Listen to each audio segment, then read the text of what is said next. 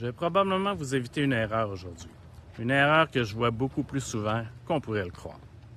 On pense souvent que rencontrer 3 courtiers sert uniquement à comparer 3 prix.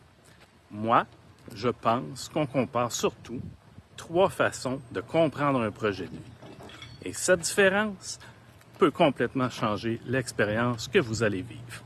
Aujourd'hui, j'aimerais simplement vous raconter une histoire.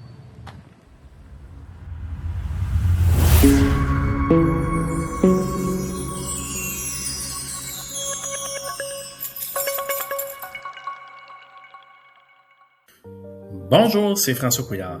On entend souvent dire qu'avant de vendre une maison, il faut rencontrer 3 courtiers. Personnellement, je trouve que c'est une excellente idée. Mais aujourd'hui, je ne veux pas parler de maison. Je veux vous parler des gens. Imaginez un couple retraité. Ils habitent leur bungalow depuis plus de 30 ans. Ils y ont élevé leurs enfants. Ils y ont reçu leur famille. Ils connaissent presque tous leurs voisins. Cette maison, ils l'aiment encore. Mais tranquillement, quelque chose change. Les marches sont plus difficiles. Le terrain demande plus d'énergie. Le déneigement devient lourd. Les réparations arrivent les unes après les autres. Et un soir, assis à la table de la cuisine avec un café, ils se regardent.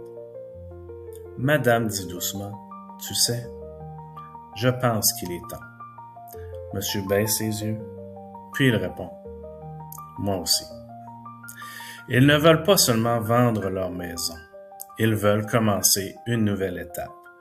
Un condo locatif, moins d'entretien, plus près des commerces, plus près des services, plus près de leurs petits-enfants. Alors, ils décident de rencontrer 3 courtiers. Imaginons d'abord que ce couple rencontre un courtier très confiant. Il arrive avec beaucoup d'énergie, il parle vite, il parle de ses résultats, de son expérience, du nombre de maisons qu'il a vendues et il leur demande « Selon vous, votre maison vaut combien? » Le couple hésite. Il répond aussitôt « Moi, je pense qu'on peut demander davantage. Faites-moi confiance. » Le couple est impressionné. Sur ce moment, c'est rassurant. Mais après la mise en marché, les commentaires se ressemblent. Les visiteurs aiment la maison, mais ils la trouvent trop chère. Les semaines passent, le courtier revient avec une nouvelle stratégie. Il faut ajuster le prix. Et autour d'un café, madame regarde son mari et dit « Je pensais qu'on avait trouvé notre courtier. » Maintenant, imaginons le même couple avec un autre courtier.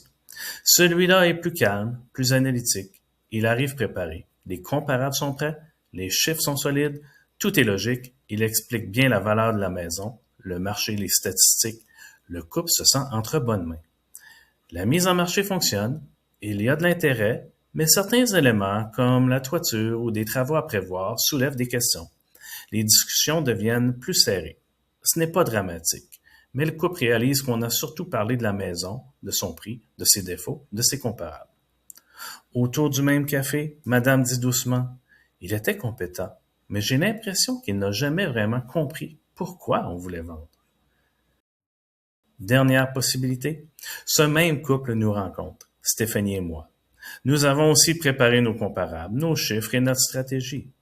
Mais on ne commence pas par là. Je leur pose simplement une question. Avant de parler de votre maison, parlez-moi de votre projet. Et là, ils parlent. Ils parlent de leur santé, de leurs enfants, de leurs petits-enfants, des voyages qu'ils veulent encore faire, du terrain qu'ils ne veulent plus entretenir, des marches qui deviennent plus difficiles, du condo locatif qu'ils aimeraient trouver plus près des services. Ensuite seulement, on parle de la maison. Parce que les chiffres sont importants, la stratégie aussi. Mais avant de vendre une maison, il faut comprendre pourquoi les gens veulent la vendre.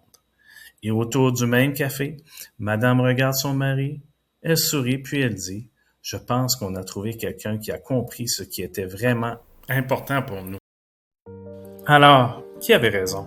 Honnêtement, les 3 courtiers étaient probablement compétents. La vraie différence n'était pas leur comparable, leur stratégie ou même le prix demandé. La vraie différence, c'était leur point de départ. Au fond, on ne vend presque jamais une maison. On tourne une page de notre vie. On commence un nouveau chapitre. Et avant de parler d'une propriété, je pense qu'il faut d'abord parler des gens qui y vivent, comprendre ce qui les inquiète, ce qui les motive et ce qu'ils espèrent pour les prochaines années. Parce qu'une maison, ce n'est jamais une fin, c'est le début de quelque chose d'autre. Si un jour nous avons la chance de nous rencontrer, j'espère qu'on parlera un peu de votre maison, mais surtout de ce qui est vraiment important pour vous. Je m'appelle François Couillard. À bientôt.